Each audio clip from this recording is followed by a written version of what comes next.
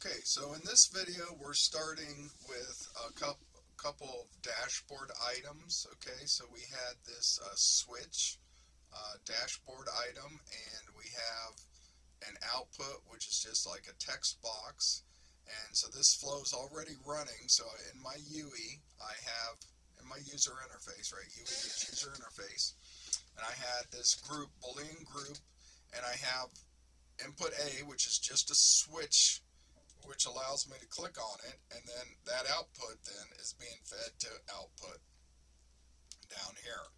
Now when you double click on the box input A, you see that it's actually sending the topic out as result, lowercase result. But now I want to use some Boolean logic, so I'm going to use the Boolean logic nodes, which are I have installed. If you don't have them installed, you may have to install that palette. So to install the palette, we could come over here to the menu, come down to Manage Palette, and we can type in Boolean, and we can install that. But as you see, I already have it installed, so it's giving me the option to like remove or disable it. Okay, but if you didn't have it installed, it would give you the option to install it. Now so I have it installed over here. So over in my filter nodes, I typed in Boolean, and I'm going to bring up this Boolean and pull this over here and make it a gate. Now I can actually, if I'm going to put it between these two, and I'm going to drop it right in there, and it's smart enough to kind of know and just inject it in there. But this is going to be an AND gate. Okay, so if you know your Boolean logic, this is an AND gate, which means it needs two inputs. That's what the two there implies. And so to do that, I'm going to double click on input A, and I need to actually name this input A because it's a topic that's going to be fed into that gate, and that gate is looking for an input A and an input B. It's going to need two inputs. So this is going to be input A,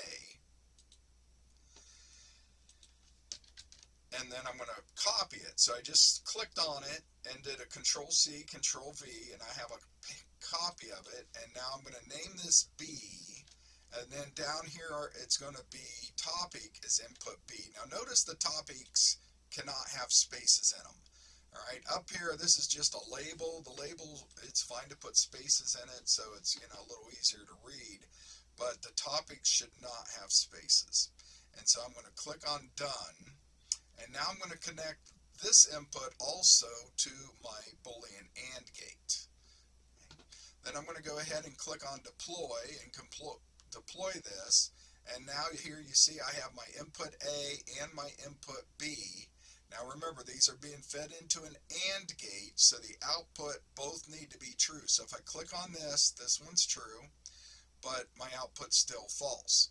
If I click on B, now both of them are true, or ones, and so the output is true, or ones. And so you can, click on these and see how they work. So if we wanted to go, one step further, we could make this, you can actually say, hey, I want three inputs into an AND gate. So you can have like AND gates that actually have more than just two inputs. And so I have three, so I'm going to go ahead and copy this, put a third one down here. We'll make this input C. And again, the label is not all that big of a deal. That's just what's going to show up under the UI. What's important here is that we change the topic. Okay, we can't put two topics that are identical into the AND gate. And now I can just connect this third one up there, hit deploy, confirm that, come back over here. Now I have all three switches.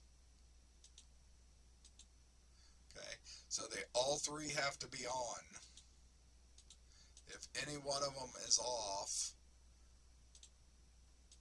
then the output's false. Now when I first came to the screen, I think maybe it was saying true. That was just, it wasn't fully refreshed at that point because I hadn't actually activated any of the switches. Alright, but But as you can see, right, if you have any two on, it's a false. You have to have all three on for it to be a true. So that's an